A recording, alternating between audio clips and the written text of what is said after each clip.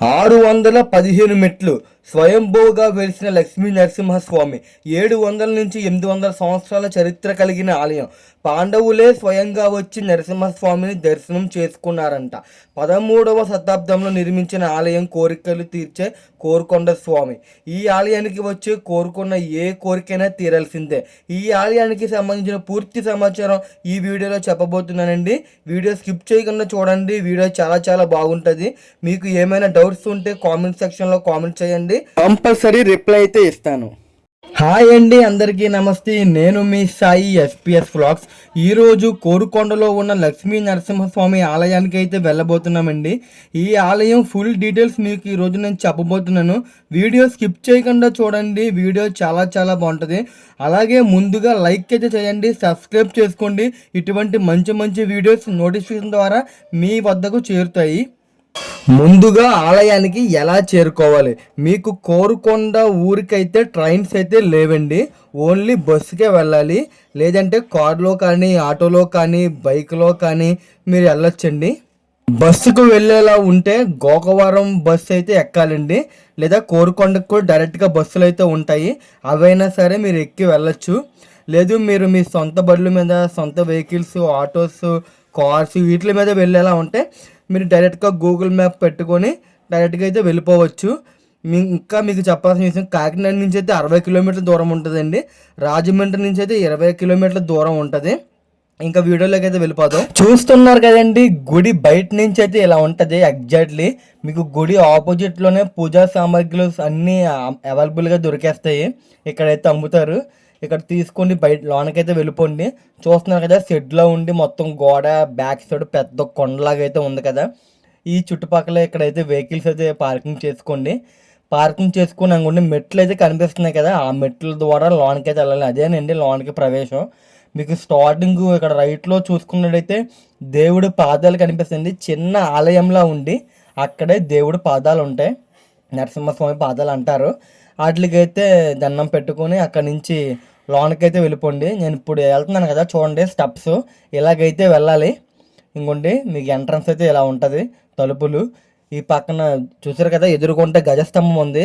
ఇక్కడ మీరు left side చూసుకుంటే అటుపక్క ఏమో అవుట్ వెళ్ళే దారి అయితే ఉంటుందండి. అటు నుంచి వచ్చేసే దారి. ఆంజనేయ స్వామి విగ్రహం చూసారు కదా, ఇది గుమ్మం అండి. గుమ్మం దాటగానే మనకి ఇక్కడ ఎదురుగుంటే పెద్ద గజస్తంభం అయితే కనిపిస్తుందండి. ఆ వెనకాల చూస్తున్నాం కదా, అది చిన్న టెంపుల్ అండి. ఈ టెంపుల్ ప్రత్యేకంగా పేరు అయితే ఏముండదండి, కోరుకొండ ఆలయం అని అయితే అంటారు. ఈ కింద ఉండే ఆలయం అయితే దిగువ నరసింహస్వామి అని అంటారండి. పైన కొండ మీద ఉన్న స్వామిని అయితే స్వయంభూగా వెలిసిన స్వామి అని అంటారు. చూసారు కదా, పైకి ఎక్కలేని వాళ్ళు ఉంటారు కదండి, వాళ్ళైతే ఇక్కడ ఈ కింద ఉన్న దిగువన ఉన్న నరసింహస్వామిని అయితే దర్శనం చేసుకొని వెళ్ళిపోవచ్చు. లేదు మేము కొంచెం ఎక్కగలం అని అనేలా ఉన్న వాళ్ళైతే కంపల్సరీ పైకి ఎక్కాలండి. ఎందుకంటే పైన స్వయంగా వెలిసిన నరసింహస్వామి ఉంటారండి. చూస్తున్నారు కదా, మేమైతే ఇక్కడ కాళ్ళు అయితే కడుక్కుంటున్నాం. మీకు గుడిలోకి ఎంట్రన్స్ అవగానే రైట్ సైడ్ కొంచెం ఫ్రంట్కి వెళ్ళిన తర్వాత మీకు అక్కడ ట్యాప్ అయితే ఉంటుందండి అవైలబుల్గా. ఆ ట్యాప్లో కాళ్ళు అవి కడుక్కొని ఇంకా కొండ మీదకి మీరు ఇక్కడ ముందు దర్శనం చేసుకోండి. ఇక్కడ దిగువన ఉన్న నరసింహస్వామిని ఈ కింద ఉన్న టెంపుల్లోని దర్శనం చేసుకొని మీకు అలాగే రైట్ సైడ్ కొంచెం చూసినట్టయితే గోడ పక్కన నుంచి తలుపులోంచి కొంచెం ద్వారం ఉంటుందండి. ఆ ద్వారంలోకి ఎంటర్ అయిన తర్వాత మీకు స్టెప్స్ అయితే కనిపిస్తాయి, మెట్లు, కొండ ఎక్కే మెట్లు. ఈ మెట్లు వచ్చి దగ్గర మీకు 615 మెట్లు అయితే ఉంటాయండి. ఆ మెట్లే మీరు ఎక్కాలి. చాలా కష్టంగానే ఉంటుంది మరి, కానీ తప్పదు. మరి దేవుడి కోసం స్వయంగా వెలిసిన నరసింహస్వామి గురించి మరి ఎక్కాలండి. అలా చూస్తున్నట్టయితే మీకు మొత్తం అన్నీ అవైలబుల్గా ఉంటాయండి. ఇక్కడ వాష్రూమ్స్ ఉంటాయి, వాటర్ కానీ మీకు అన్నీ అవైలబుల్గా ఉంటాయి. మీరు ఎటువంటి ఈ కంగారు పడాల్సిన అవసరం అయితే లేదు. చూస్తున్నారు కదా, ఎదురుకుంటే కనిపిస్తున్నాయి మెట్లు రెడ్ అండ్ వైట్ కలర్లోని. ఆ మెట్లు అయితే మనం ఇప్పుడు ఎక్కాలండి. ముందుగా చెప్తున్నాను మీకు, ముందు కింద దర్శనం చేసుకోండి. ఇంకొకటి మీకు టైమింగ్స్ వచ్చి 12 అంటే మార్నింగ్ 9 నుంచి 12 లోపు రావాలండి టెంపుల్కి. కంపల్సరీ 9 నుంచి 12 లోపు వచ్చేలా ఉంటేనే మీరు కొండపైన ఉన్న స్వామిని దర్శనం చేసుకోగలరు, కింద ఉన్న స్వామిని కూడా దర్శనం చేసుకోగలరు. మీరు ఆ టైం దాటిన తర్వాత వచ్చేలా ఉంటే మాత్రం మీకు ఇంకా ఆలయం అయితే ఓపెన్లో ఉండదండి. పైన ఉన్న ఆలయం క్లోజ్ చేసేస్తారు, కింద ఉన్న ఆలయం కూడా క్లోజ్ చేసి వెళ్ళిపోతారు. ఇంకా పూజారులు ఎవరు ఉండరు. మేమైతే వీడియో చేసుకోవడానికి వీలుగా ఉండాలని చెప్పి ఆ టైంకి అయితే వచ్చాం. లోన దర్శనం అయితే చేసుకోలేదు, కానీ మొత్తం గుడి మొత్తం చూసామండి. మొత్తం గుడి మొత్తం చూసాం, మొత్తం అంతా తిరిగాం. ఇప్పుడు మీకు గుడి మొత్తం కూడా నేను చూపిస్తాను. ఇలా మీరు వెళ్తున్నట్టయితే రైట్లో కూడా చూసారు కదా, ఒక టెంపుల్, అది కూడా క్లోజ్లో ఉంది. ఇంకా ఈ మెట్లు అయితే మెల్లగా ఎక్కాలండి. మరి ఎక్కినప్పుడు అయితే ఎలా ఎక్కాలండి, దీన్ని మోకాల పర్వతం అంటారండి. చాలామంది మోకాల మీద ఎక్కుతారు, దేవుణ్ణి నమ్ముకొని దేవుణ్ణి మొక్కుకొని ఇలా మోకాల మీద వస్తామని చెప్పి మోకాల మీద అయితే ఎక్కుతారండి. అందుకే దీన్ని మోకాల పర్వతం అంటారు. దీని మెట్లు కూడా చాలా నిటారుగా అయితే ఉంటాయండి. మీకు బాగా చిన్నగా ఉండి నిటారుగా ఉండి ఎక్కినప్పుడు చాలా కష్టంగా అయితే అనిపిస్తుంది. మీరు ఎక్కే విధానంలో కూడా జడ్డాకారంలో ఎక్కేలా ఉంటే మీకు కొంచెం ఈజీగా అయితే ఉంటుందండి. లేదు మేము ఎక్కేయగలము సైడ్గా అనుకుంటే మీరు ఎక్కేవచ్చు. మేము ఇచ్చే సజెషన్ ఏంటంటే మీరు జడ్డాకారంలో ఎక్కేలా ఉంటే మీకు ఎక్కువగా పెయిన్స్ రావు కాళ్ళు అవి. ఇంకా ఈ గుడి చరిత్ర వచ్చి, ఈ ఆలయం ప్రాముఖ్యత ఏమిటంటే కోరుకొండ అంటే కోరికలు తీర్చే కొండ అని అర్థం అంటున్నారండి ఈ ఊర్లో ఉండే భక్తులు, ప్రజలు. ఇంకా శ్రీ లక్ష్మీ నరసింహస్వామి దయగలిగిన వాడు, భక్తుల కోరికల కొరకు స్పందించి కోరికలు తీరుస్తాడని ఇక్కడ ఉన్న భక్తులు, ప్రజలైతే బలంగా నమ్ముతారండి. కొండపైన 9 అంగుళాల ఎత్తులో స్వయంభూగా వెలిసినట్లు శ్రీ లక్ష్మీ నరసింహస్వామి అని అందరూ చాలా చాలా నమ్ముతారండి. దాదాపు 615 మెట్లు ఉంటాయి. ఈ 615 మెట్లు ఎక్కి స్వామివారిని దర్శించుకోవాలి, స్వయంగా వెలిసిన నరసింహస్వామిని. స్వాతి నక్షత్రం రోజున ఉపవాసం ఉండి భగవంతుణ్ణి పూజించడం వలన అనుగ్రహం లభిస్తుందని ఇక్కడ ఉన్న భక్తులు, ప్రజలు చాలా చాలా బలంగా అయితే నమ్ముతారండి. ఇక్కడ ఉన్న స్వామివారు ప్రపంచంలోనే అతి చిన్న స్వామిగా వెలిసినట్లుగా ప్రకటించబడింది. ఇంకా కేవలం మన తెలుగు రాష్ట్రంలో ఉన్న కోరుకొండ గ్రామంలో ఉన్న 9 అంగుళాల స్వామివారు ప్రపంచంలోనే మరి ఎక్కడా లేరు అని చరిత్ర చెప్తున్నదండి. చూస్తున్నారు కదండి, దాదాపు మెట్లన్నీ అయితే ఎక్కేసి పైకి అయితే వచ్చేసాం. ఇంకా పైకి వచ్చిన తర్వాత లెఫ్ట్లోనైతే ఇంకొక 20 మెట్లు అయితే ఉంటాయండి.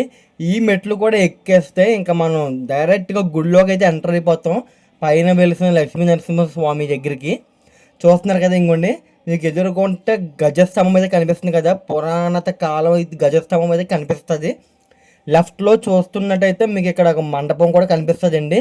ఈ మండపాన్ని దేవుళ్ళే కట్టారు అనేది కూడా అంటారండి, కానీ మరి అది ఎంతవరకు నిజమో అనేది మనకైతే తెలియదు. చూస్తున్నారు కదా, నేనైతే ఇక్కడికి వచ్చి మీకు మొత్తం క్లారిటీగా చూపిస్తానండి. ఇక్కడ ఎలా ఉంది ఏంటి అనేది మొత్తం చూపిస్తాను. చూడండి గుడిలోని ఇదైతే గజస్తంభం అండి, ఈ పక్కనే వచ్చి మండపం. ఇంకోండి అప్పట్లోనే ఇంత ఘనంగా ఇలాగా చాలా సూపర్గా చెక్కి ఇంత అద్భుతంగా మండపం కట్టారంటే చాలా గ్రేటే మరి. ఇంకా మీరు చూసుకున్నట్టయితే ఇంకోండి ఇది గజస్తంభం. చూస్తున్నారు కదా, ఏడుకొండల స్వామి నరసింహస్వామి నామాలతో అయితే గజస్తంభం అయితే ఉంది. దీని బ్యాక్గ్రౌండ్లో బ్యాక్ సైడ్ చూసినట్టయితే మీకు గోపురం కనిపిస్తుంది కదండి. చూడండి అక్కడ చాలా రకరకాల శిలా విగ్రహాలు అయితే ఉంటాయండి. ఆ గోపురం చుట్టూ గోడ మీద మొత్తం చుట్టూరు ఉంటాయి. అందులో మనకి రామాయణం, మహాభారతం, ఇంకా శ్రీకృష్ణుడిది మొత్తం దీనికి సంబంధించిన విగ్రహాలన్నీ చెక్కేసి పెట్టారండి. చూస్తున్నట్టయితే ఇక్కడ రైట్లో కూడా చిన్న గోపురం ఉంటుంది, అది కూడా లక్ష్మీ నరసింహస్వామి గోపురం అయితే ఉంటుంది. ప్రస్తుతం క్లోజ్లో ఉందండి. మరి మనకి గుడి అయితే 12 దాటిన తర్వాత అయితే వచ్చాం మనం. ప్రస్తుతం క్లోజ్లో ఉంది. 12 దాటక ముందు వచ్చి ఉంటే చాలా హడావిడిగా నిండుగా అయితే ఉందిను. మనకి వీడియో తీసుకోవడానికి అయితే ఇబ్బందిగా ఉంటుందని చెప్పి మనం ఈ టైంలో అయితే వచ్చాం. ఇక్కడ చూస్తున్నాడండి, ఇంకోండి ఇక్కడ స్తంభం మీద నరసింహస్వామి హిరణ్యుడిని చంపుతున్నట్టు, అదే చీల్చుతున్నట్టు తన చేతులతోటి చూశారు కదా. ఇంకోండి ఇక్కడైతే లొకేషన్ చూడండి, కొండపై నుంచి మొత్తం కోరుకొండ గ్రామం మొత్తం ఎలా కనిపిస్తుందో. ఆ పక్కనే చెరువు కూడా ఉంటుందండి. ఆ చెరువు కూడా సంబంధించిన చరిత్ర అయితే ఉందండి. గుడికి చెరువుకి సంబంధించిన చరిత్ర కూడా ఉంది, అది కూడా మీకు నేను డిస్క్రిప్షన్లో అయితే ఇస్తాను. ఇంకా చూడండి మొత్తం లొకేషన్ అయితే ఎలా ఉందో. ఇంకా ఈ గుడి గురించి వచ్చి మీకు చెప్పాల్సిన విషయాలు చాలా ఉన్నాయి. కొండపైకి సాయంత్రం సమయంలో దేవుళ్ళు దేవతలు వచ్చి ఈ స్వామిని సేవించుకుంటారని చెప్తున్నారండి. అందుకని ఈ ఆలయం ఉదయం 9 గంటల నుండి మధ్యాహ్నం 12 గంటల వరకు మాత్రమే ఉంటుందని అంటున్నారు. ఆ తర్వాత అయితే గుడి అయితే క్లోజ్ చేసేస్తారండి. ఇంకా కొండపైకి కూడా ఎవరు వెళ్ళరంటే ఈవినింగ్ ఒకవేళ వెళ్ళినా ఈవినింగ్ 5 o'clock కల్లా మళ్ళీ కొండ దిగిపోయి అయితే కిందకు వచ్చేవాళ్ళని చెప్పి అయితే చెప్తారు. 12 గంటలు దాటిన తర్వాత స్వామివారికి ఎటువంటి పూజలు అయితే చేయరంటండి. ఇంకొక విషయం ఏంటి మీకు మెల్లిగా చెప్తున్నాను. కింద ఉండే ఆలయం ఏమో దిగువ నరసింహ స్వామి అని అయితే అంటారండి. పైన కొండ మీద ఉన్న స్వామిని స్వయంభూగా వెలిసిన స్వామి అని అయితే అంటారు. ఇది గుర్తుపెట్టుకోండి. ఇంకా నెక్స్ట్ వచ్చి గుడి చుట్టూ ఉన్న గోడలకు ఉన్న దేవతలు దేవుళ్ళను వీటిని రామాయణానికి, మహాభారతానికి, కృష్ణుడికి వీటందరికీ సంబంధించిన విగ్రహాలను అయితే చాలా ఘనంగా అయితే చెక్కి ఉన్నాయండి. ఇక్కడ మీరు చూసుకుంటున్నట్టయితే మొత్తం చూస్తున్నారు కదా, ఈ చుట్టుపక్కల మొత్తం విగ్రహాలతో బాణాలతో పట్టుకున్నట్టు ఇంకా శృంగారం చేస్తున్నట్టు కూడా అయితే విగ్రహాలు ఉంటాయండి ఇక్కడ స్తంభాలకు వచ్చి. ఇంకొక విషయం, కోరుకొండ తీర్థం అయితే జరుగుతుందండి సంవత్సరంలో ఒకరోజు. 11 రోజులు అయితే ఒకరోజు కాదు 11 రోజులు అయితే జరుగుతుంది. ఈ 11 రోజులు జరిగిన రోజులు మీకు ఉదయం 9 గంటల నుండి సాయంత్రం 9 గంటల వరకు, అంటే 12 గంటలు, ఈ 11 రోజులు మనం స్వామి 11 రోజులు ఉదయం 9 గంటల నుంచి సాయంత్రం 9 గంటల వరకు మీకు ఏ టైంలోనైనా దర్శనం అయితే జరుగుతుందండి కంపల్సరీ. ఎందుకంటే మరి తీర్థం టైం కాబట్టి ఎక్కడెక్కడ నుంచో ప్రజలందరూ చాలామంది వస్తారు, భక్తులు ప్రజలు అందరూ వస్తారు కాబట్టి ఈ టైంలో మీకు కంపల్సరీ ఉదయం 9 గంటల నుంచి సాయంత్రం 9 గంటల వరకు కంపల్సరీ దర్శనం అయితే జరుగుతుంది. ఓన్లీ ఈ 11 రోజులు మాత్రమే. మళ్ళీ మిగిలిన టైంలోనే మీకు ఓన్లీ ఉదయం 9 గంటల నుంచి మధ్యాహ్నం 12 గంటల లోపే ఆ నరసింహస్వామిని అయితే దర్శనం చేసుకోవచ్చు. లేదు మీరు 12 దాటిన తర్వాత వచ్చినట్టయితే ఇక్కడ దాకా వచ్చి గుడి చూసుకొని మళ్ళీ వెనక్కి వెళ్ళిపోవాల్సిందే. మీరు ఎక్కడ దాకా వచ్చి దర్శనం చేసుకోకపోతే చాలా కష్టమండి. మేమైతే నార్మల్ టైంలోనే ఇంతకు ముందే మేము వచ్చాం, ఈ స్వామిని దర్శనం చేసుకున్నాం. ఈ గుడి మొత్తం చరిత్ర గురించి అయితే తెలుసుకొని మళ్ళీ వీడియో చేయడం కోసం ప్రత్యేకంగా మళ్ళీ రెండోసారి అయితే వచ్చామండి. వచ్చి మొత్తం వీడియో క్యాప్చర్ చేసుకోవడానికి అయితే వచ్చి మొత్తం చూపిస్తున్నాను మీకు మొత్తం తెలియాలని చెప్పి. మేమైతే ఆల్రెడీ దర్శనం చేసేసుకున్నాం. మా దర్శనం చాలా బాగా జరిగింది. ఈ దర్శనం వచ్చి లోన ఉండే విగ్రహం, దేవుడి విగ్రహం కూడా చాలా ఘనంగా అయితే ఉంటుందండి. ఆ విగ్రహం ఉండేది చాలా చిన్నగా ఉంటుందండి. ఒక రథంలో ఉన్న నరసింహస్వామి, లక్ష్మీ తల్లి ఉంటారండి ఒక రథంలోని. ఆ రథమే చిన్నగా ఉంటుంది. ఆ చిన్నగా ఉన్న రథంలోనే ఇంకా చిన్నగా 9 అంగుళాల సైజుతోటి లక్ష్మీ నరసింహస్వామి, లక్ష్మీ తల్లి అయితే కనిపిస్తారండి. ఇద్దరు మనకి దర్శనం అయితే ఇస్తారు. ఇక్కడ స్వయంగా వెలిసిందండి ఈ లక్ష్మీ నరసింహస్వామి అయితే స్వయంగా వెలిసారు. ఎందుకంటే ఈ చరిత్ర మనకు చెప్తుంది 13వ శతాబ్దంలోని ఈ ఆలయాన్ని అయితే కట్టారండి. ఇక్కడ మనం కనుక్కున్న ఇన్ఫర్మేషన్ ద్వారా అయితే 13వ శతాబ్దంలోనే ఈ ఆలయాన్ని కట్టారు. అప్పట్లోనే ఇంత టెక్నాలజీని, ఇంత శిల్పాలని, వీటిలన్నిటిని ఇంత రాళ్ళని ఇవన్నిటిని పైకి ఎలా తీసుకొచ్చారు, ఇక్కడ తీసుకొచ్చి విగ్రహాల కింద తయారు చేశారా లేదా కిందే విగ్రహాల కింద తయారు చేసి ఈ పైకి తీసుకొచ్చారా అన్నది చాలా వింతండి. ఇంత పైకి కాంక్రీట్ కానీ ఇటుక, సిమెంట్, మట్టి అన్నిటిని పైకి తీసుకొచ్చి ఇంత ఘనంగా గుడి కట్టారంటే మరి చాలా గ్రేట్ అనేది చెప్పుకోవాలి. మన పూర్వీకులు అంటే పూర్వం మన 13వ శతాబ్దం అంటే అప్పట్లో చాళుక్య రాజులు వీళ్ళందరూ దగ్గరుండి చేయించిన గుడి అండి. ఈ గుడిని దేవుళ్ళు దగ్గరుండి చేయించారని కూడా అని అంటూ ఉంటారు. మరి అది అంతవరకు నిజమైతే మనకు తెలీదు. చూస్తున్నారు కదా మొత్తం విగ్రహాలు అణువున గుడి చుట్టూరు విగ్రహాలు ఉంటాయండి. దేవుడి విగ్రహాలు చెక్కినవి, చాలా ఘనంగా చెక్కినవి. అప్పట్లోనే ఇంత ఘనంగా దేవుడి విగ్రహాలు చెక్కడం అంటే చాలా కష్టమే. మరి ఇంత టెక్నాలజీ అప్పట్లోనే శ్రీరాముడిని, శ్రీకృష్ణుడిని, మహాభారతానికి సంబంధించిన దేవుళ్ళు, దేవతల్ని వాళ్ళందరినీ ఇంత ఘనంగా అయితే చెక్కి చూపించారు మనకి. ఇప్పటికీ ఉంది. ఈ గుడి చరిత్ర వచ్చి 700 నుంచి 800 సంవత్సరాలు అయితే జరిగిందండి. అంటే దగ్గర 8 శతాబ్దాలు అయితే జరిగింది ఈ గుడి కట్టి. ఇంత పురాణత గుడి అయితే మన కోరుకొని ఉండడం మన అదృష్టం అండి. చాలా అదృష్టం చేసుకున్నారు ఈ ఊర్లో ఉన్నవాళ్ళు. స్వయంగా లక్ష్మీ నరసింహస్వామి ఇక్కడ వెలిసారంటే మరి చాలా చాలా ఘనంగా అయితే మనం భావించాలి. చూస్తున్నారు కదా, ఇదైతే గుడి అయితే క్లోజ్లో ఉంది, కానీ నేను లోనకైతే ఫోన్ పెట్టి చూస్తున్నాను. అదేనండి గుడి ద్వారం. అక్కడి నుంచి అయితే మనకి దేవుడు కనిపిస్తాడు నరసింహస్వామి. మీకు ఇక్కడ ఒక నరసింహస్వామి అయితే రీసెంట్గా ప్రతిష్ఠించారండి.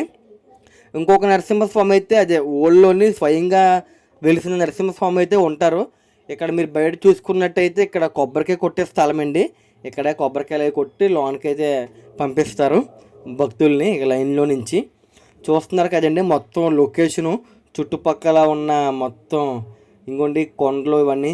ఈ బ్యాక్గ్రౌండ్లో మీకు ఒక కొండ కనిపిస్తుంది కదండి, ఆ కొండలోనే వనవాసం చేశారని చెప్పి పాండవులు అని అంటారండి. మరి అప్పుడు ఉన్న చరిత్ర అయితే అది.